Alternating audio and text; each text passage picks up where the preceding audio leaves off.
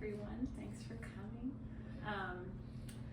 Neal is a longtime friend and mentor of mine. I call on him a lot for all kinds of questions about running a program, and I met him because he directed the school that my daughter attended in elementary school, and I had no idea about progressive education until a friend of mine told me to check CCS out, and it has been a life changer, I think, for my daughter and for our family. And so I always talk a lot about progressive schools to families who come to our program, because I think there's just so much that's offered with that model. So I thought it would be lovely to have Neal come and share his experience with us about why progressive education. He started teaching in public schools originally, and transitioned into progressive program and started his own progressive elementary school in Van Nuys called Children's Community School, which I know some of you have heard me talk about quite a bit. So I guess my first question is, why progressive education? Well, I think for me, I'll just talk about it on a personal level. There's some more people. I think so. Hi. Hello. Why don't you come across here? There's a bunch of seats and space over there. You want? I'm sorry. I'm just gonna go all the way around. to the Yeah, back. yeah. Sorry.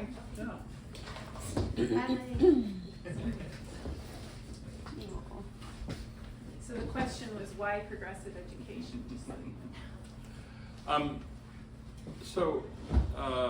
I was raised by a couple of radicals. My parents were activists and very politically involved from a very young age, and they met actually through their political involvement. And I grew up in California, grew up in Fresno. They were both from the East Coast, and they moved out here. And I grew up in Fresno, California, and then we moved around a lot. My father was a journalist. He ended up being a newspaperman, and so we moved a lot because of his work. And so I've lived in California my whole life, but in a lot of different places. And I was, I'm not sure exactly what drew me to be interested in kids, but I was, just from a young age, that was one of the things I did, was babysit for neighbors and that kind of thing, to make a little money and that kind of thing. And then I went to college, and I wasn't really sure what I wanted to do, but I thought my mother had been working some in education. She'd done some preschool teaching and also some parent education.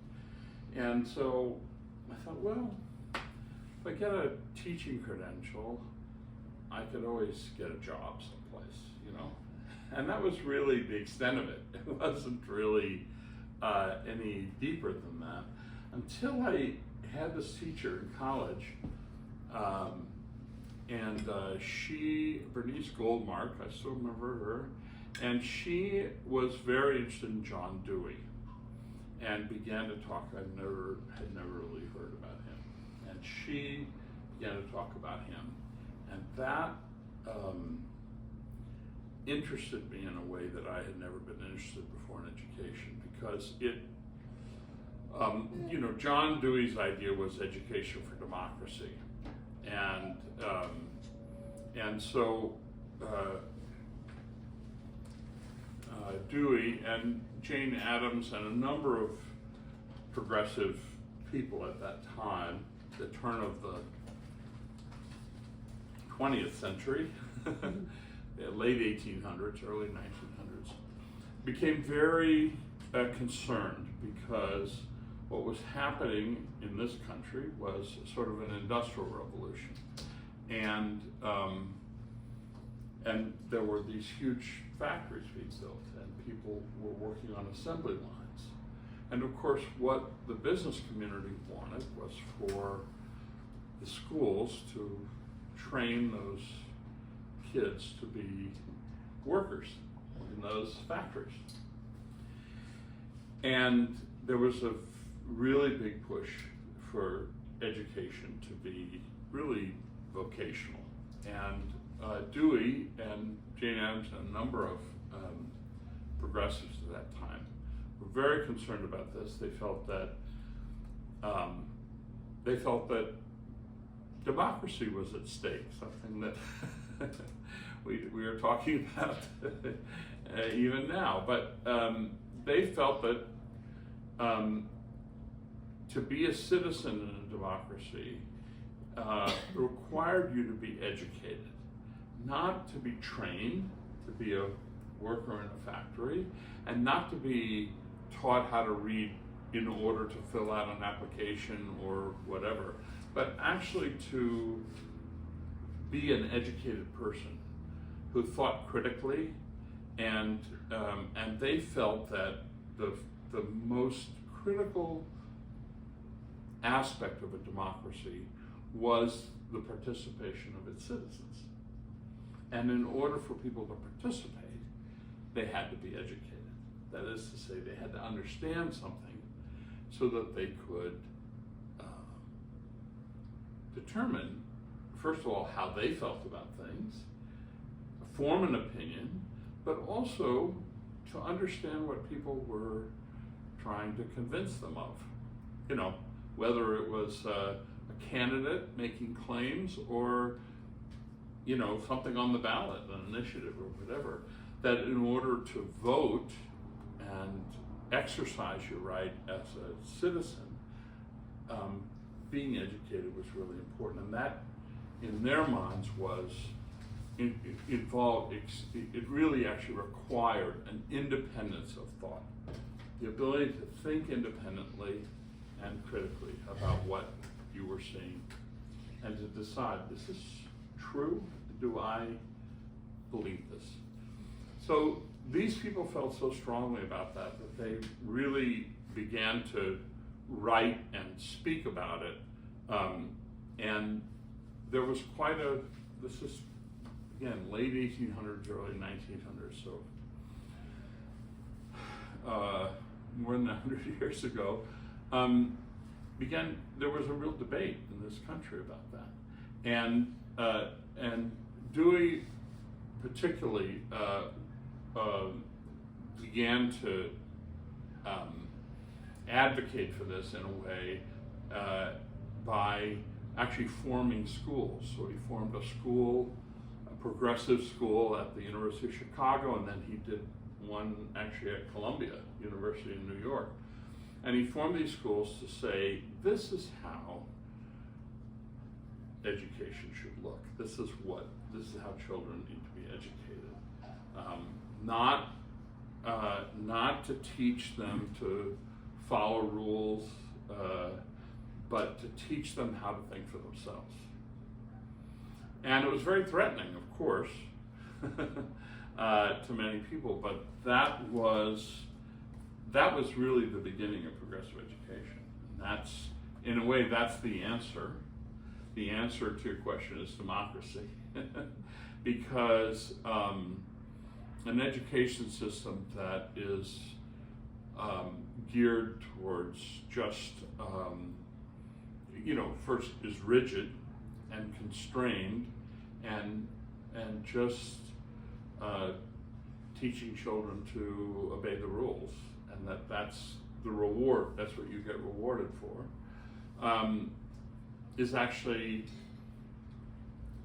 at odds with a democracy where the citizens actually are thinking for themselves and independently. So, it seems to me it's also at odds with personal satisfaction in your education, right? Yeah. Like owning what it is you want to learn about and feeling like that's your opportunity instead of it being this thing you have to do every day until you get to college, at which point you might have the opportunity to be liberated into choosing some things that are interesting to you. Right, but that still is fundamentally the same idea, which is this idea of independence of thought, and that does open up creativity, which is I think what you're talking about, and in a very important way.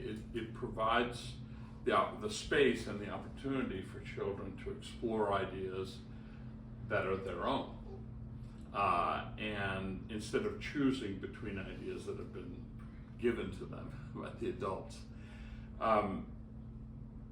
And so I became really fascinated with this, and of course then the political part of my own upbringing really meshed quite nicely with this idea of education being actually a political act.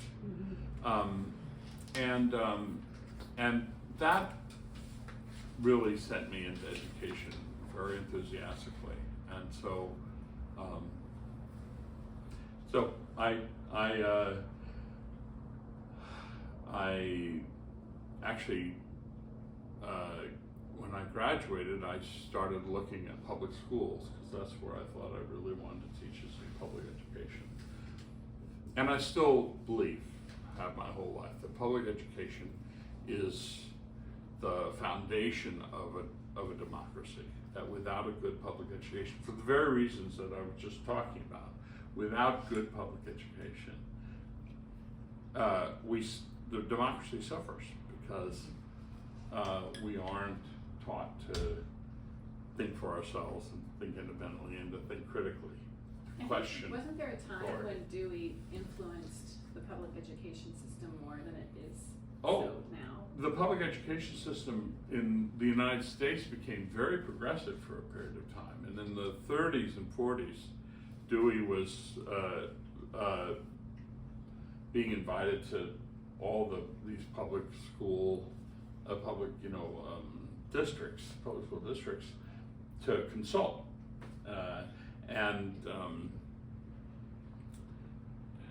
so it really became, when I first worked for LA Unified, I worked at a school in East Los Angeles called Murchison Street School, 1,200 kids, K through 6, and I don't know, I was in the lunchroom or someplace, was talking to some of the teachers. We were talking about philosophy, and one of the teachers says, "I have something to show you, come to my room after school." And I came to his room, and he walks me across and down into this basement, and in the basement is stored building blocks and sawhorses for woodworking and block building, because that school had been around a long time, and there was a time when that was very much a part of the curriculum. Unbelievable. Now, So cool. so this has been, for over 100 years, this has been an ongoing sort of dynamic tension, I think, and it really reflects, I think, in general, our political lives, and the dynamic tension that we live in this system, which is in a way the tension between individual freedoms and the collective need, and there isn't one side or the other, because they both have to exist really together, and that's the hard part. So that creates that tension, which is always there, and which we're experiencing right now. I always find, when I think about the difference between what Hannah experienced in progressive education and what I would consider more traditional in the public schools now, comes down to trust in a child's capacity to want to engage even in thinking and talking about things and contributing ideas. And it's interesting to me because trust is sort of the root of attachment as well, and Yeah. it feels like it always comes down to trust on some level, whatever we're talking about related to Absolutely. education systems. Very important. I agree with you completely. I mean, first of all, the students have to trust the adults in their lives. That's very important. It allows them to really to just be themselves. But the adults also have to trust each other. That's also really important. And so this, that issue I think is, there was something I came across recently. I don't know, do you know Alison Gopnik, the author? Anyway, I came across a quote from her, which I thought was great. The book is called The Gardener and the Carpenter. What the new science of child development tells us about the relationship between parents and children, but I think it's about new science. It's about 40 years old. It's an older book, not a new book. But this quote really struck me, and I just came across it the other day. So our job as parents is not to make a particular kind of child. Instead, our job is to provide a protected space of love, safety, and stability in which children of many unpredictable kinds can flourish. Our job is not to shape our children's minds, it's to let those minds explore all the possibilities that the world allows. And I think that is the challenge. I think this is the challenge. I want to say I'm a grandparent. I have 4 grandchildren, a 5th due any minute. And so it's been really interesting to watch my own children raising their kids, and to think about all the things I did and all the things I did wrong too, because that's inevitable as a parent. But I think that this idea of trust that you're bringing up, I think, is so important, because I think as a parent, trusting your child to find their way is sometimes the greatest challenge. You're observing them. You're actually seeing them making bad choices or doing something that you know is not a good idea. And in those moments, which I would say is probably about, at least for the kids, your kids' age, toddlers and young children, about 75% of the time, you are in this, living in this tension of, should I stop them, should I intervene, or should I let them go forward? And there's no right answer to that, except, of course, you feel terrible as a parent if something happens to them and you feel like you should have intervened. But the problem is that the other side of it doesn't affect you in quite as profound a way until later. So if you're always protecting your child, you may feel you're being a really good parent, but later that child is not going to have the resilience and just the common sense to be able to make good choices for themselves. So if what we're trying to do as parents and as teachers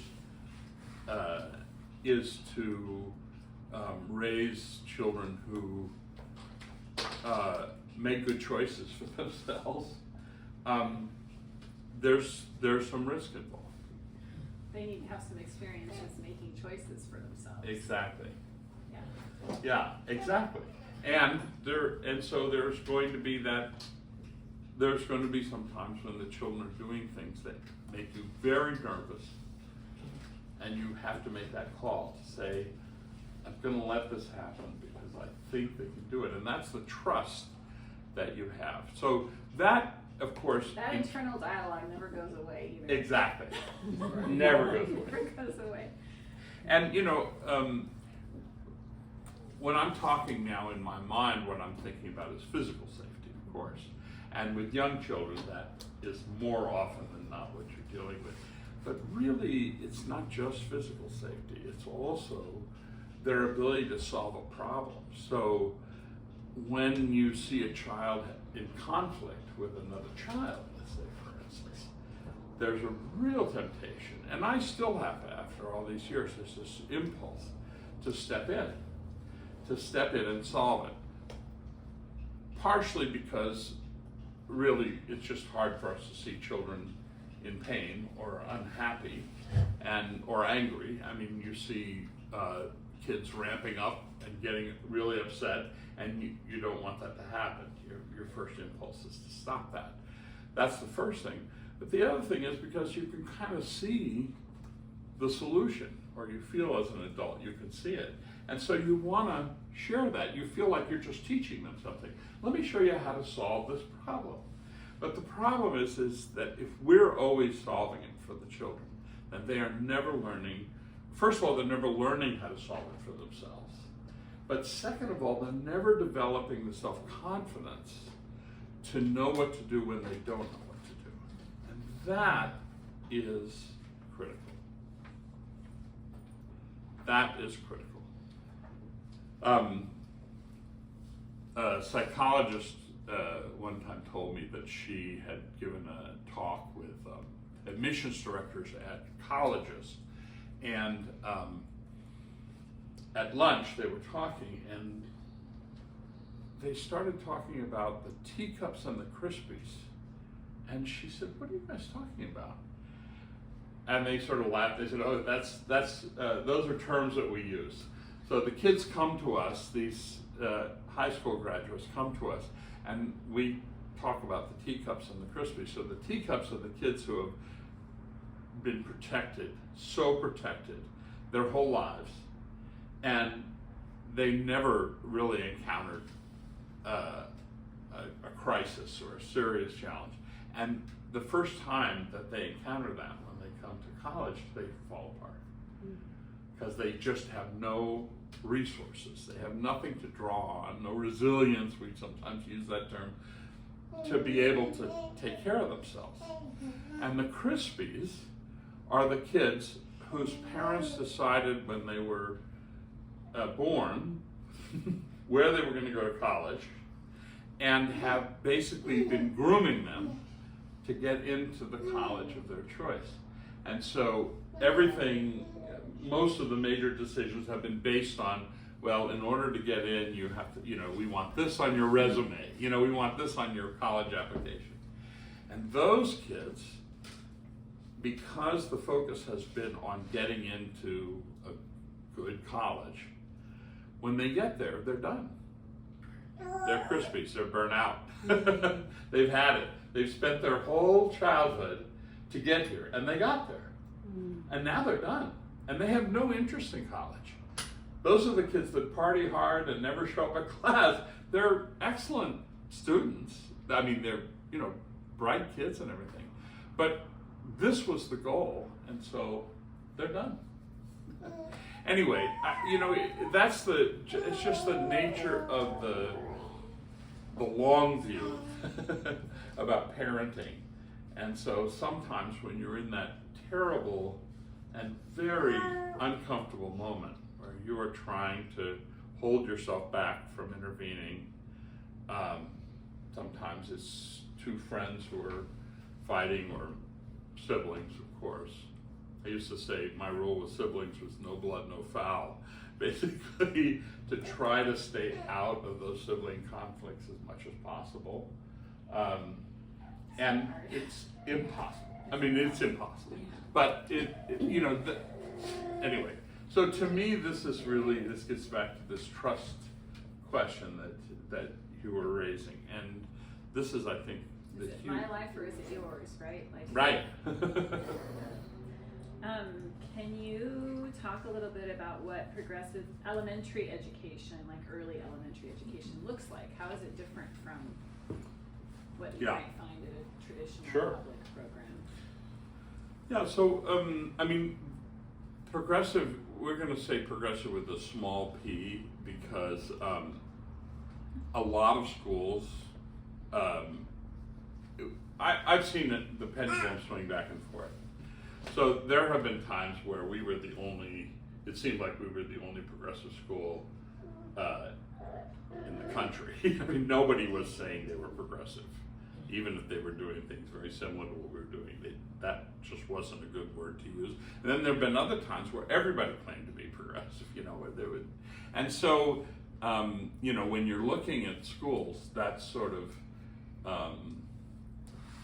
that's really part of the question. So the question, it gets back to what we were talking about earlier about this sense of independence of thought, the extent to which the children have real choices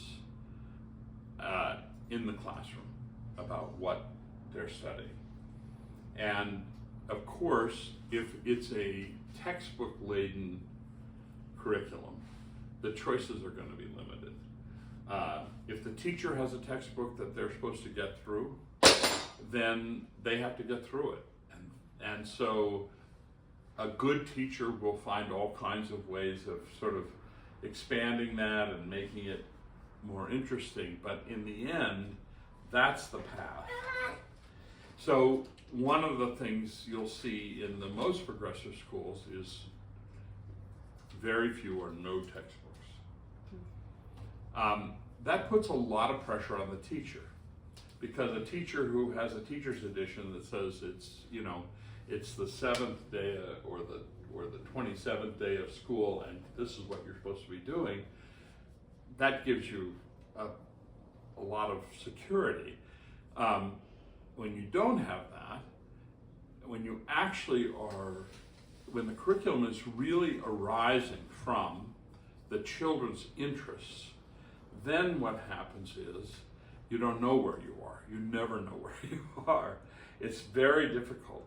And as a teacher, you have to track every child in your classroom and where they are and what their needs are. And you are also trying to move that class as a whole in a general direction. But that's it. I mean, it is a very creative and engaging process. So a classroom like that, if you as a parent were to walk in, it might almost surprise you. You might feel like maybe you come in during a break or something, because the kids aren't all sitting at desks with worksheets or workbooks. They are often sitting in small groups working on things, moving about the classroom, working individually. There's all kinds of stuff. There's talk going on. There might actually be construction going on, or all kinds of things projects might be happening. And that, as a parent, if you're really looking for a progressive school, that tells you that the school is really a child-centered place. And in terms of what we're talking about, in terms of building that kind of self-confidence and resilience to be able to make your way in the world, you need that. You need to be thrown back on your own resources. So you are not being given a set of instructions or a worksheet to fill out. You're being told, how are you going to find out? First of all, what are your questions? So a progressive class study, for instance. So one thing is there's usually a core study that a class will take on, sometimes a couple in the course of a year. Sometimes it can even be just one over the whole year, has different aspects to it. But in a progressive classroom, the teacher starts by saying, what do you want to know about this? Right, what do you want to know about this? So let's say that it's a 3rd, 4th grade classroom, and the teacher has decided that this year we're going to be studying the gold rush in California history, which is kind of a typical 4th grade thing, something you want to, and so we want to do some California history. So we're going to talk about the gold rush. So the very first thing the teacher says is, what do you know about the gold rush? Now this is to 7, 8, and 9-year-olds, right? Surprisingly, some of those kids will actually know something about it, especially when you say gold. That's exciting. But some kids get interested in things, and sometimes they take in information. So the first thing the teacher wants to know is, what do you know? So what do you know about this? And that is a fascinating conversation. Now, of course, there's a lot of misinformation that comes out in that too, but that's okay, because right now all we're saying is what do you think you know about the gold rush, California? And then once the teacher has sort of listed all of those things that the kids, so first of all, the teacher has said to the children, you know something. You have some knowledge. This is not all coming from me or from a book. You have some knowledge just because you've been in the world for 7 or 8 years. And that in and of itself is important in terms of establishing this idea of autonomy and So then the teacher says, okay, look at this. It's very interesting what people have said about the gold rush.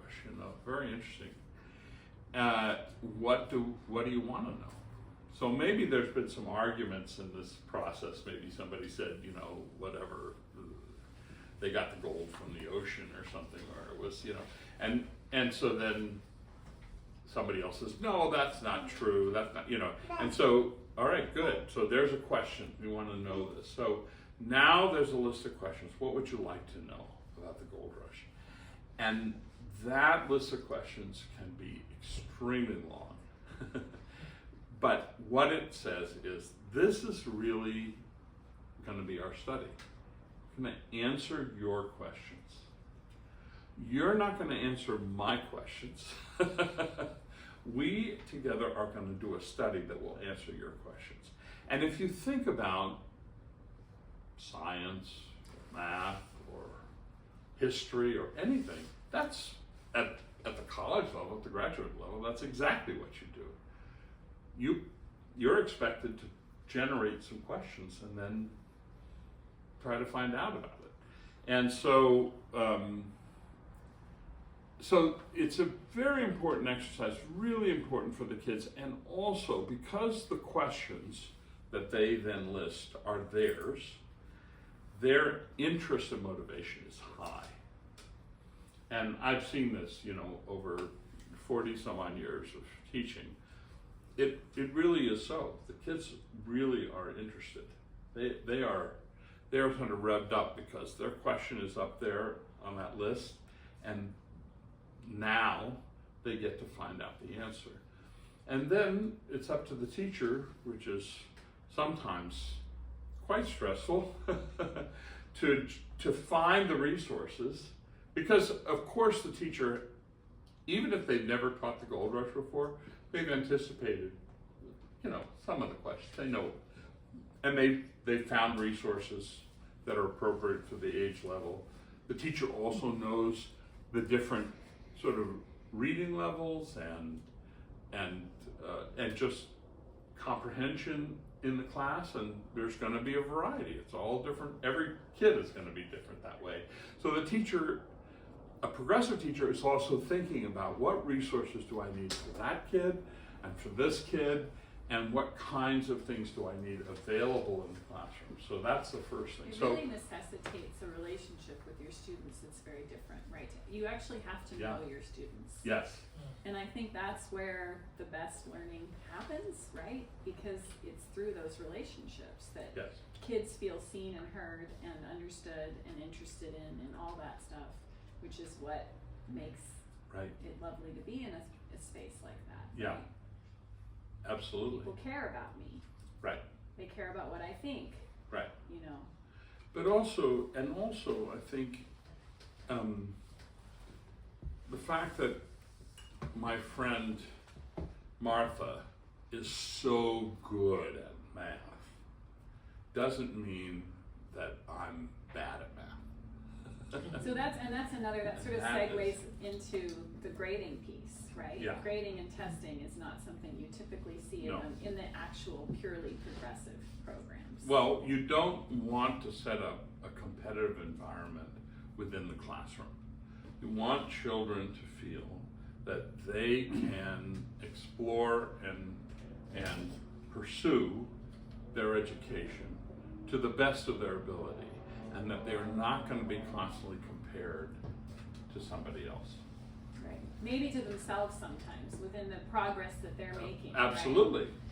No, you know, personal growth and development is the key. That's it. So that's what the teacher is encouraging you. And in a progressive school where the culture is really strong, the children are encouraging each other too.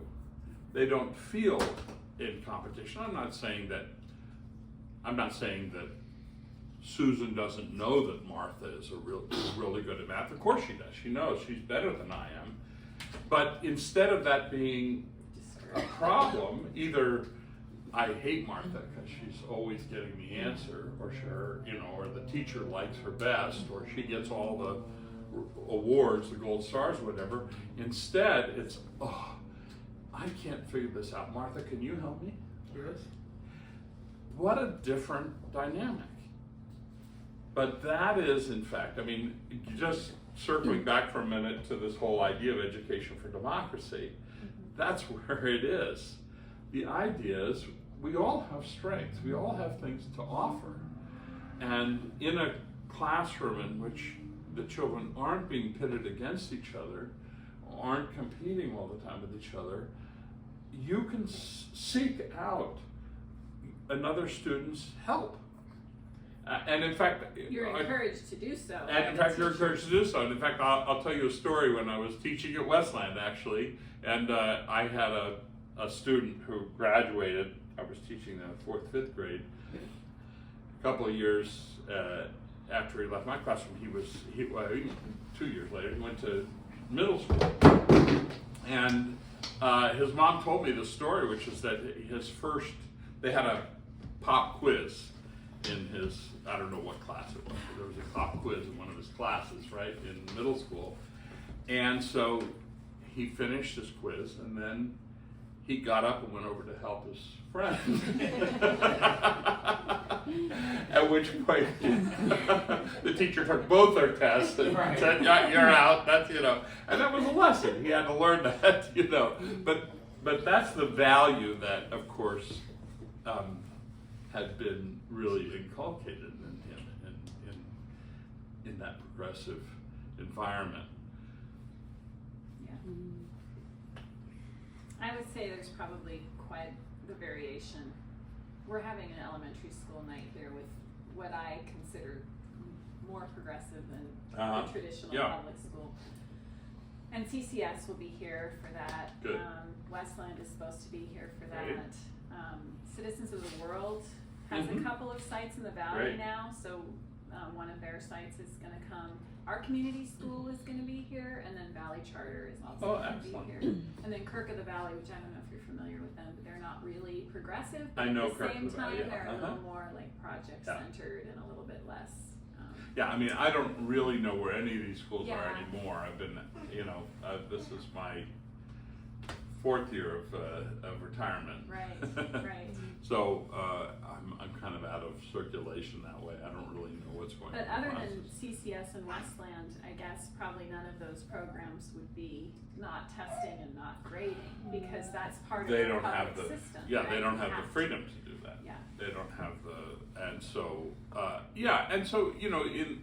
this is something as a parent you just have to sort of navigate. It's not easy, but you have to. We started talking about public education, and I said, and I really feel this very strongly, that public education is critical to a democratic society. And so I went to public school my whole life until graduate school, but all the way through I was in public school, and I had an excellent education, really good. And it's it's harder and harder to do that because there has been this centralizing of the curriculum, nationalizing of, and like No Child Left Behind and all of those, initiatives, and that imposes a rigidity on the schools and on the teachers that makes it hard to create the kind of classroom we're talking about, harder. But there are still, of course, fantastic public school teachers out there who are doing amazing work, and no, that's all right. And so, it is really important to take a look at the public schools and to see what's out there. And the key is just, to know what questions to ask. My two children went to my school for kindergarten through 6th grade, but then they went to public school for the rest of the time. They went to the local middle school and a local high school, and then they ended up at LACSA because they were really interested in the arts, and so that was a good place for them. What are the questions you would ask what do you tell your children to ask of schools when they're looking at programs, or what would you tell them? I mean, there is, one of the questions is just generally what role does testing play in the school? How important is it? Some schools will say, look, we have to do it, but we try to de-emphasize it. It's not, and other schools live and die by the test scores, And of course, there's this whole rating system for schools based on the test scores, and so that's supposed to tell you whether it's a good school or not. And so you have to ignore that because that's that probably is just telling you, for the most part, the socioeconomic underpinnings of that school. Because in the public school system, just like in the independent school system, there are rich schools and poor schools. And the rich schools tend to be in the very affluent neighborhoods, and they have more resources. They have a music teacher, they have an art teacher, they have all kinds of resources that the poor schools don't have. It's hard for me to even believe that in a democracy that we allow this to happen, but this has been true for a long, long time, and it's a shame. But when you see test scores, unfortunately, they often reflect the socioeconomic background because the exposure to all these other things, all the enrichment, all the additional resources. So you just have to ask, what is it that you're doing to provide those resources for the children in your school? That is one of the most important questions. And the question about testing. But I would say that the most important thing is just what you observe when you're on campus. So being on campus, you have a feeling, you see the interaction between the adults and the kids. And on some campuses, there's a nice feeling about that. It's really nice the way the adults and the kids are interacting. And you see the kids talking, not afraid of the adults, but actually talking to them. And that, to me, is one of the critical elements. So I would say, more than almost anything else, it's that. What is the culture on that campus? How does it feel? What is the relationship? The children seem empowered. Yes. Yes. So is it authoritarian? In other words, is the idea that the adults are just controlling the children and that's the dynamic? Or is it a community? Is it more a sense of an interaction? And, in all my years in public school, I had that. I mean, I had relationships. I still am in touch with some of my teachers from high school. I'm still in touch with them. And my kids had that too. They had that as well. So it's absolutely possible. But unfortunately, as a parent, you just have to go there. And then you have to trust your gut a little bit. You have to say, I like how it feels here, or I don't like how it feels here. And that's almost more important than anything else. Even if there's things about the school that you're not crazy about, if that feeling is there, if you feel that the way that the children are engaged with the adults in a positive way, then that's huge. Does anybody have questions? I'm curious, I mean, I guess you can only speak to the two schools that you were at, but I'm curious how progressive education approaches students with disabilities, particularly like learning differences, and how to support, if that is a school for that type of child or if it's not. Right. Well, for the most part, it's really wonderful, because in the very way that I was talking about before, each child is treated individually. So, I mean, there's a way in which you could say that everybody is on that disability. You know, we all have things that are strengths and weaknesses, and if you're in a competitive environment, then you spend a lot of time trying to hide that and playing to your strengths as much as possible. And that's a good strategy if you're in a highly competitive environment, because what you want is to get the rewards, whatever they are, and that's what you're being told is important. But if you're in an environment where you can acknowledge what's hard for you, then I think it makes you more of a whole person. You can say, yeah, this is hard for me. You know, I am a really slow reader, or math is really hard for me, or I'm a terrible speller. You can just say that, and I'm working on it. And that's not a source of shame, and it's not a source of ranking among your peers. In fact, it's part of the culture. In fact, all it's children exactly are engaged in the same kind of self-reflection on what That's right. it is that they need to do and what it is that they're good at, and they know that about each other. Yes, exactly. And then in that situation, if you have a disability that is, greater in terms of how it affects you or your learning, still, you're able to say, this is something that I have trouble with. I need help with. I can't do this on my own. I need help. And that has to do with, obviously, learning capacities and that kind of thing. It also has to do with mobility and any kind of disability. So, my experience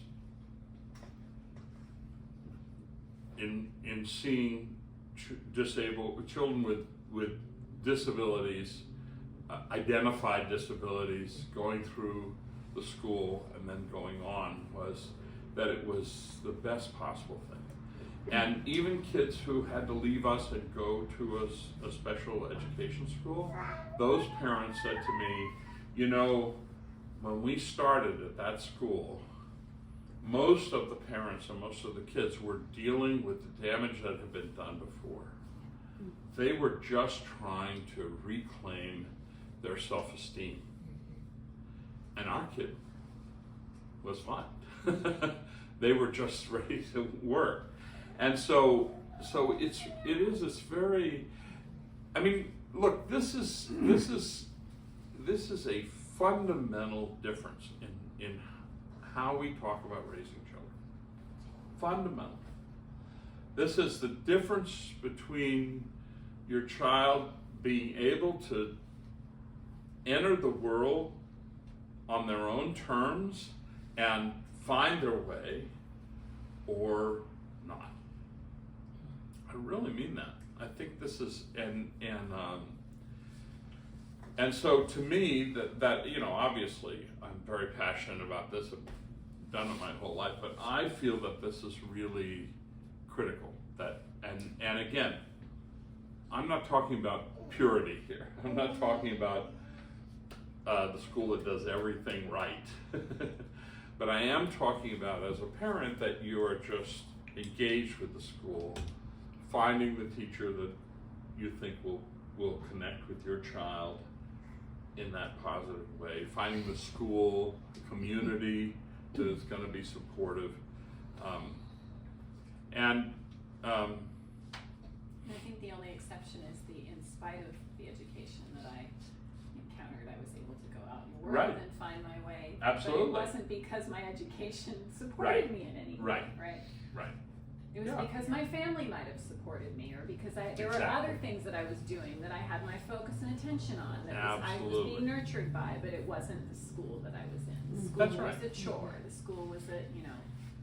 No, absolutely, and that's why I'm saying, you know, I'm not talking about the perfect school. I'm talking about anything along the continuum, and just finding the place that seems to support your child and who they are or who they're becoming, and that I think is critical. And if there is basically one model for what a good student is in that school, or one idea of what success, how success is measured, then your child is going to do everything they can to adhere to that, and or Or give up. give up. Yeah. Sorry, I just had another question about Yeah. this topic. So in the public and charter school system, there's like Department of Education funding for students who have high support needs, things like IEPs and if they need like communication devices. Is there a structure like that in independent progressive school, or Right. is that something that we're kind of on the lookout for testing outside of school, and then we make the decision of where to send a child as a parent? Yeah. Okay. Yeah, so, you know, independent schools are small nonprofits. Generally, that's what they are. So how they address this is different for every single school. So it's the kind of question you want to ask as a parent. What resources are available? Some schools take this very seriously and devote resources to it and have the kind of support that would allow a child with any number of different challenges, whatever, to be able to be in that community and succeed. And sometimes, rarely, but sometimes LAUSD will put resources towards independent schools and other Yeah, independent. less now than they used to. But So- you have to be willing to fight the system to get there, and that's Yeah. a long road, so that's. it used to be that there was a partnership. So for instance, if we had kids with specific needs in our school, the parents could take them to the local public school, get an IEP, and then get some resources, because those parents are still part of the school district. But Now they're considering. that changed. If you make a choice to be in independent schools. Yeah, You don't get they the basically resources. withheld that. Now, I Not understand. everywhere, but yeah. I mean, it's complicated, but it's deep. Yeah, I mean, I think the independent schools sort of made their bed and had to lie in it too. I mean, a lot of independent schools are very affluent and not really oriented in this way. And so they were kind of exploiting the public schools. And I understand that was part of the issue, and it continues to be. But yeah, it's, That's a good point. yeah. So, so that's a question. That is just a question you have to ask. and every school is going to have a different approach to that. Yeah, I will say, we talked about this at the tour that we went to for CCS. We did talk a little bit about kids who have more emotional support needs, and it seemed like CCS had a good structure around that. Yes. That is just a part of the progressive ideals. Absolutely. And it seems like in our tours of progressive schools, we're seeing a lot more social emotional focus. And so when kids are when they do need support there, Absolutely. they're quicker to have that structure in place because of their progressive values. That's Yeah. little p progressive values. Yeah, no, that's exactly right, and that's what Heather was saying earlier. There's a foundational value in a progressive school about each child having needs and strengths, and so everybody is in that boat. It's not just here's the. And that's the work of the teacher, right? That's the the work, of right. the teacher. But also of the school. The school has to hold that child and those children all in their care and take that seriously. And Yeah, the staff meetings are focused on talking about children's needs specifically. Yeah. I have a question about the future beyond progressive elementary school, because this is a question that comes up a lot with people trying to decide between a traditional school per se and Right. and a progressive school, and even parents. This is not a personal question because I have full faith in this methodology, but even parents that send their children to progressive education schools have this question about, well, if they're not taking tests and they're not getting pop quizzes, and there's like a particular assembly line, that where the children move on, and then they get to high school or middle school and then high school, and so and that's not how it works. But that is the perception. yes. I had a friend who was worked at another progressive school, and she used to say, you don't really have to practice misery. So, the idea that the more testing you do, the better you are at testing, is not really carried out. I mean, you need some practice. You need a little practice, just because testing is a separate kind of a skill. It's different than, But even that is interesting, because you don't get practice on that skill set in the public school system typically on how to take a test. No. And that is something they do in progressive schools. Yeah. That is true. So that's a distinction that's really interesting. Yeah, You spend a couple weeks talking about this as a conversation with the students, and wow, these kids are good test takers, and other kids have been drilled with testing their entire elementary school experience and don't even have that skill set. That's right. Yeah, it's, one of the things, for instance, that our 5th, 6th graders teacher used to do is they would actually give the California Test of Basic Skills, CTBS test, to the kids once in 5th grade and once in 6th grade. But then what they would do, instead of scoring it and and showing and ranking everybody, instead of that, they would give the test back to the children and talk to them about what answers were correct and not correct and why. And this is how they were learning to take a test. The kids were fascinated. I mean, they would be so interested, because by the time they're 5th grade, they'd never taken a test. So they were really interested. And one of the things that they would be absolutely outraged about was that they were trying to trick them. What do you mean there's, in these 4 answers, 2 of them are close but not the right answer? Why are they trying to trick me? They were just, they couldn't believe that.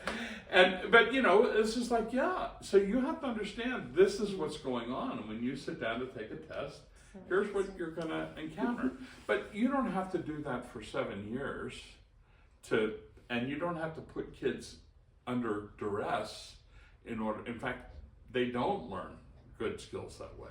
In fact, I think that what can happen is that kids' anxiety rises if they're taking a lot of tests, particularly if they're not a good test taker, which some people aren't.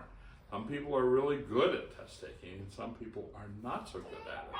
And so if you're not so good, just like everything else that we've been talking about, if you're not so good at it, you need some coaching, you need some help. Here's what you do, you know, if you get stuck, move on, you know, at the end of the test, just guess, you know, all these strategies that are important, but you don't know unless somebody tells you.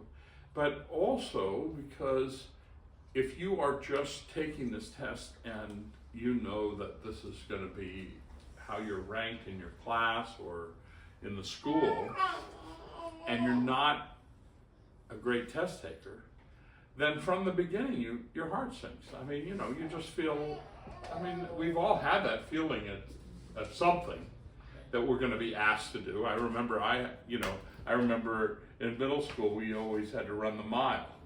That was, you know, and that was, I was just not going to be. I was going to be one of the last kids, and I was going to end up walking the last part. I just wasn't going to be able to do it. And it was terrible. I mean, that day, I still remember it, you know. I'm 70. I still remember that feeling when I was 12, and it was the day we were going to run the mile. Well, for some kids, that would be the day the test. They had to take the test. There are all kinds of things like that. So this, again, is just the idea of in a way, arming your children with, giving them the tools that they need to navigate these situations, which everybody is going to encounter. I think, oh, sorry. Yeah. I just wanted to follow, I think too, what came up when you're talking, it was also this idea of trust, because I think a lot of parents are really scared that their kids, you know, progressive education in a sense requires a certain amount of trust that your children will Absolutely. direct themselves and yeah, so That's it hard. can be. And by the way, I want to just say that kids from progressive schools do extremely well in these very traditional schools.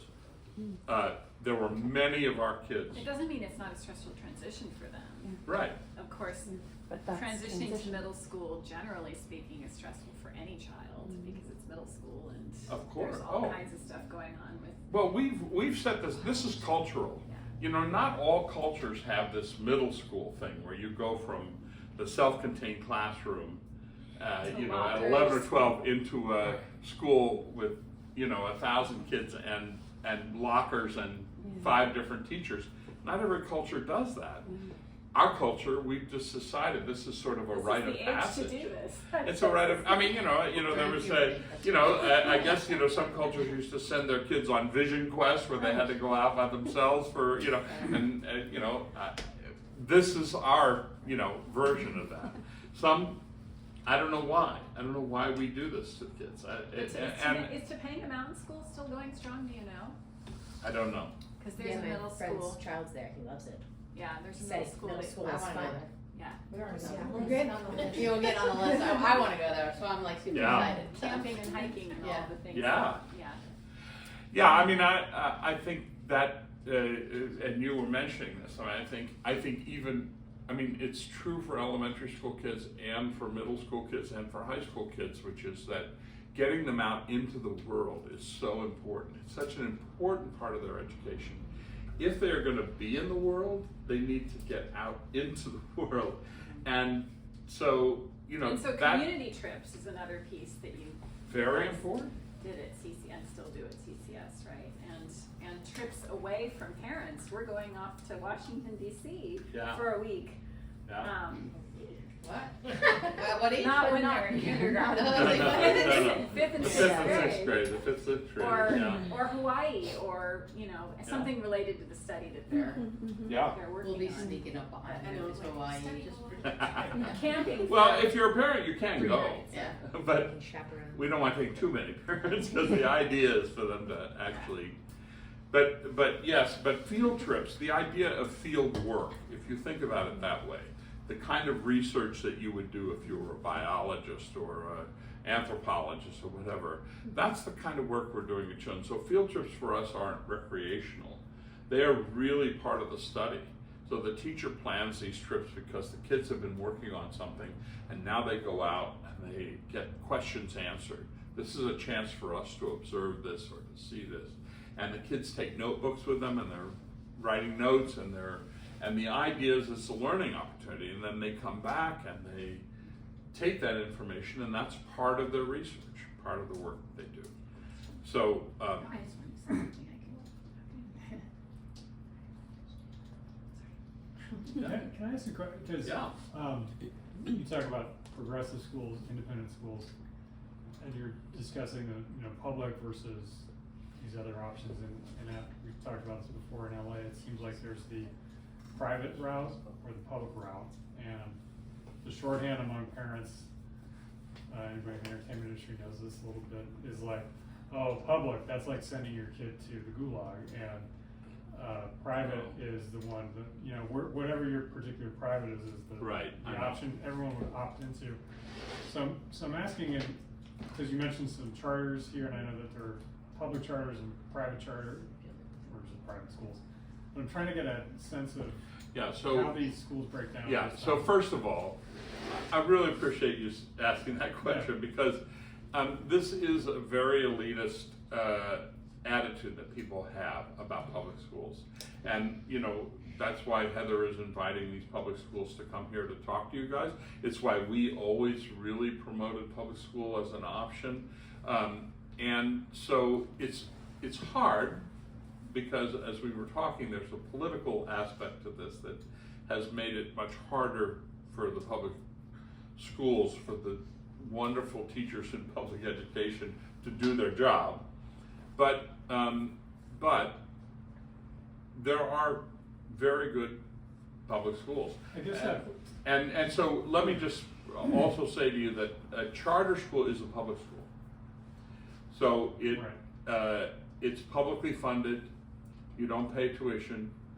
But the charter movement, which happened in my lifetime, was the idea was that originally a community, a group of teachers and parents would get together and form a school in their school district that reflected what they wanted. And So they could that get their would, own philosophy. and they would write a charter. Say this is what, and then the school board would still have to approve it.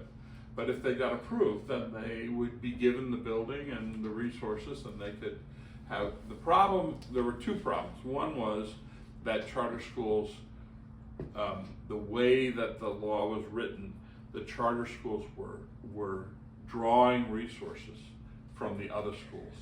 So there was a lot of resentment about the charter schools being in competition with the public schools instead of in a partnership. And the second And thing I don't was, think that's changed, right? I as don't- far as I yeah. understand it, that's the yeah, same. I don't know anymore. I mean, I was on the board of some charter schools, but the other thing is that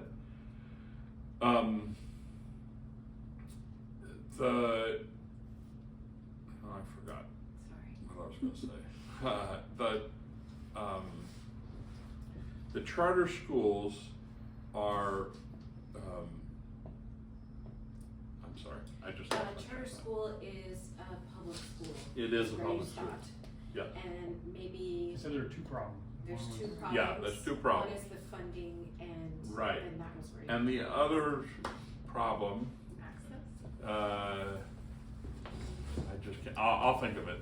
I just can't remember. There was something else that there were two things that made I know what it was. It was that what happened was some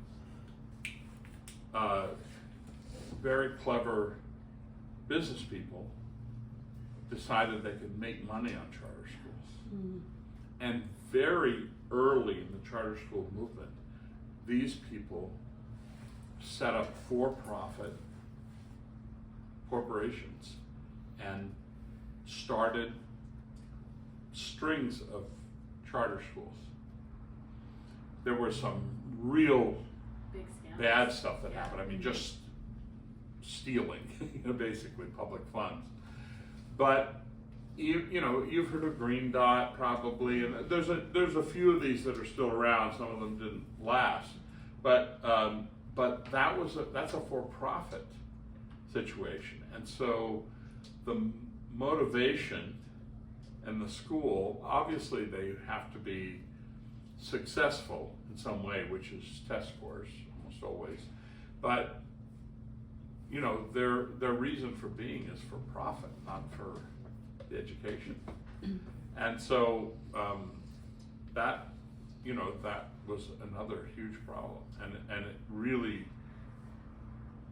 turned people against the charter school movement. What was really, I think, a wonderful idea, when I first heard about it, when they were first writing this law, I thought, this is awesome.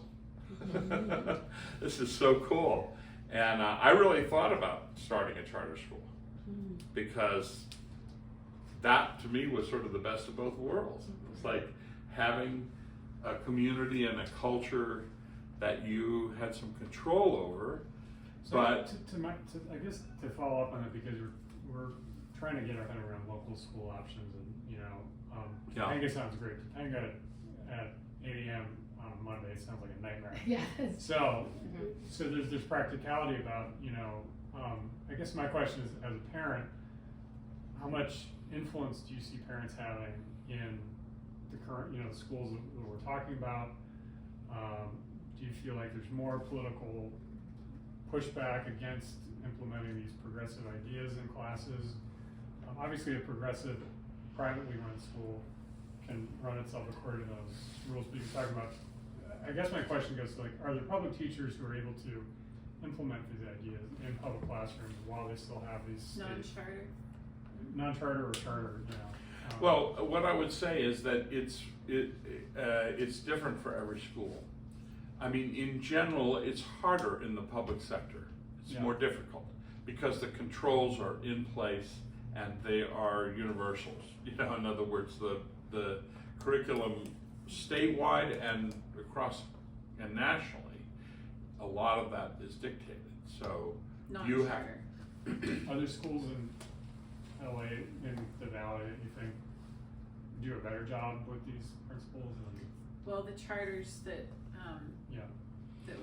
that we're inviting here. So our community and Right. Valley Charter and Citizens of the World. Citizens of the World. So those are those are good examples. But your local elementary public school could also be I mean, you do as a parent have it's a public school and you're in the public, so you do have, you know, some influence. It unfortunately, because of the politics There's a lot of involved, regulations around testing and grading, and there's some things that you're not going to be able to impact. Right. It would be great if parents pressured public schools to not give as much homework, for example. That's not great for kids, and Yeah, but I would also say that this to a lesser extent, but it's still really a problem in independent schools too. You have to be very, if you're looking at independent schools, you have to look at those too, because some of them are really just marketing. They're just trying to fill seats, and their idea is to, you know, do what will fill those seats and not necessarily, you know, on the basis of any philosophy or particular approach. My question is about magnet, because so now you have Right. the charter, and then you have, okay, this elementary school, like Lorne, for example, which is right around the corner from here, has a magnet program, and so everybody goes, oh, don't go to Lorne, but go to the magnet program might be okay, or this magnet program might be okay. And it's just, first of all, extremely overwhelming, and I don't really, I'm not from here. I went to my local elementary school, and we just kind of went through, and that was it. And coming out to California was like, don't go to public school. And then on top of it, I'm gonna add something else to it. I have friends who are teachers or retired teachers, and they're like, the problem is with the government is the Common Core or whatever it is that they have of the day. By the time the teachers understand it and wrap their hands around it, they change it to something totally different, and they have to relearn everything all over again. Absolutely. So.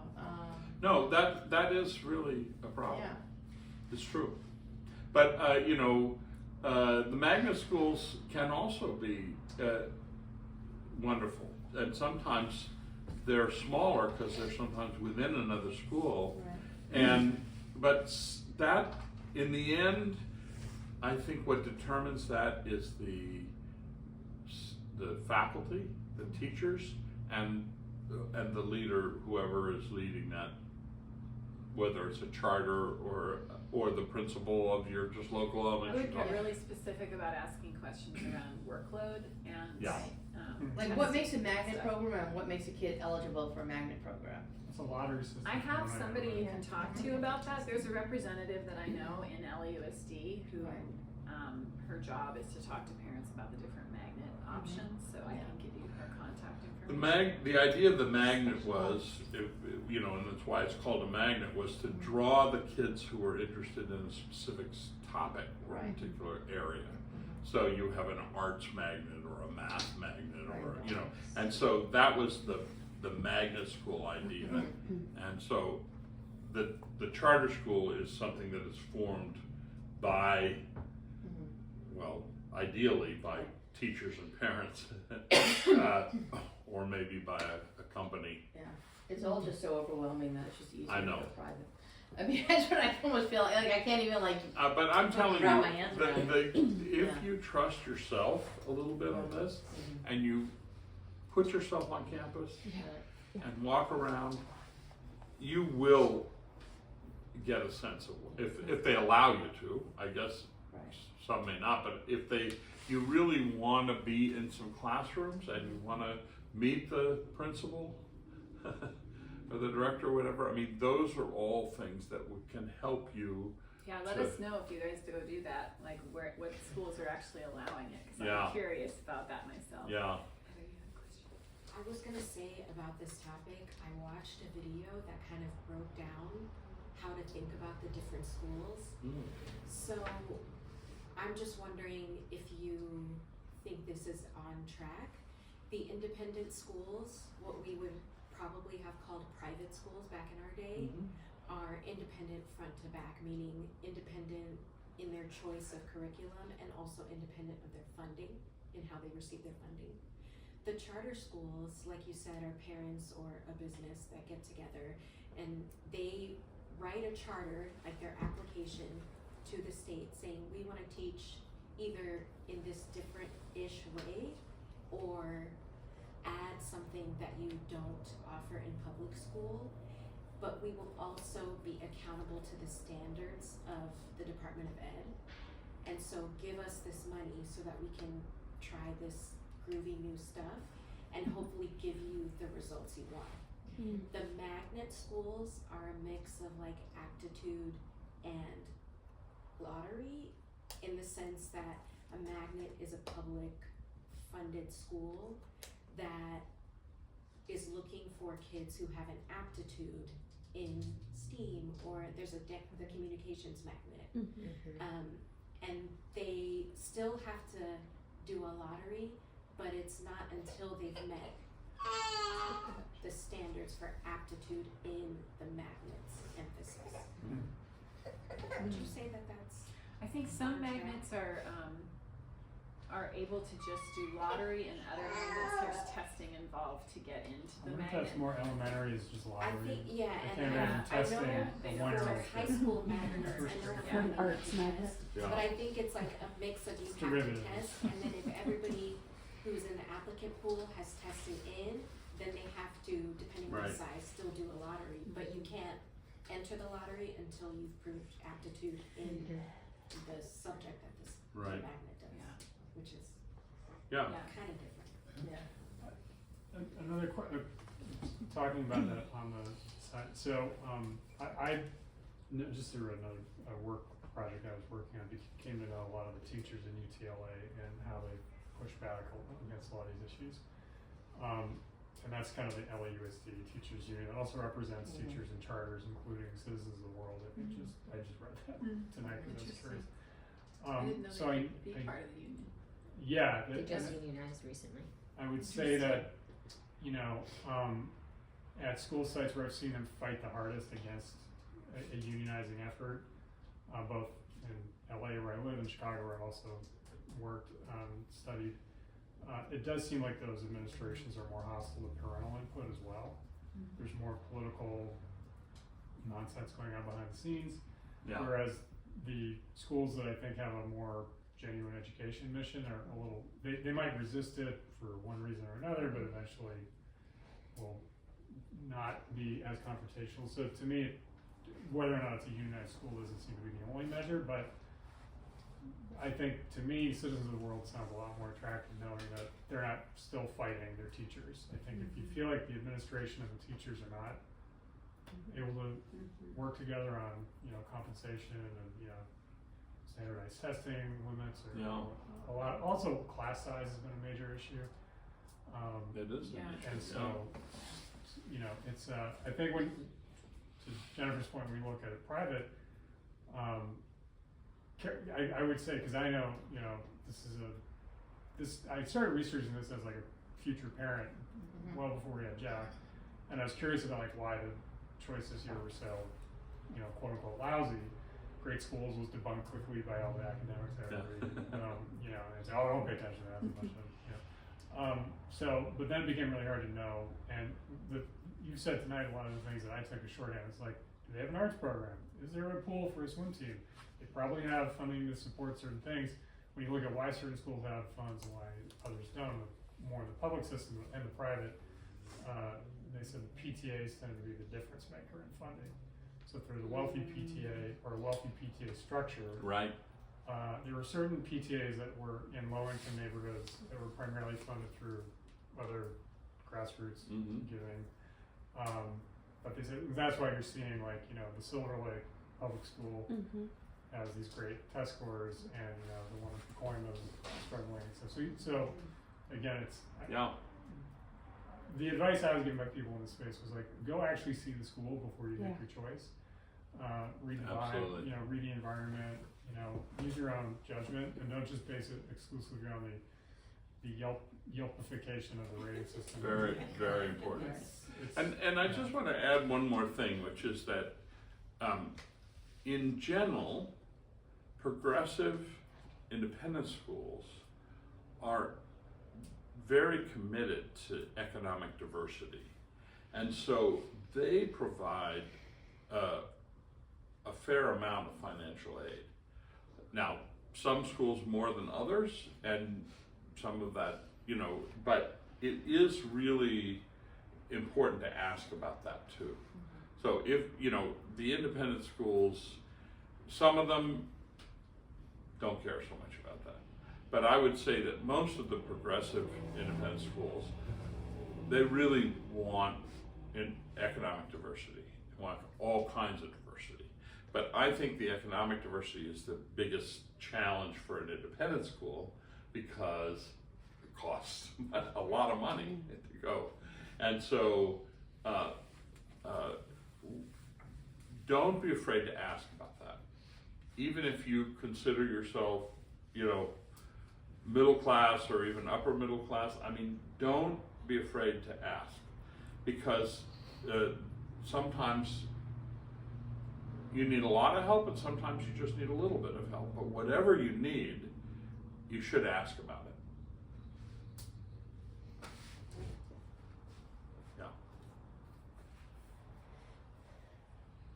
I was going to say earlier with your question, my older son went to progressive school. It went all the way through middle school though. And they fed right into Sierra Canyon and Harvard Westlake, and they all excelled in college and high school. It was fine. They were doing great. Oh, okay. Yeah. I'm not worried. But that is the But anxiety. it is a big question, yeah. It's always been the Yeah, anxiety so though. that, and when they're little, they're not expected to read at the same age. That was And another that thing for that's the coming parents up. was very hard. Well, that's coming up in our class right now because we have kids of all different reading levels, and some parents are very nervous about where their child is at this moment in time. That is, and again, it's about trust. It's huge, and it happens. It happens,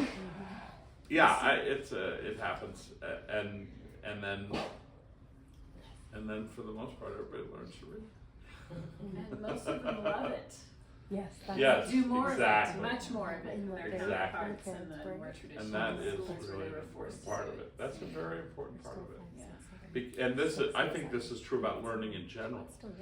I really feel that in a school, in a progressive school, or a school that's got a progressive orientation, just that the kids in general are going to love learning more.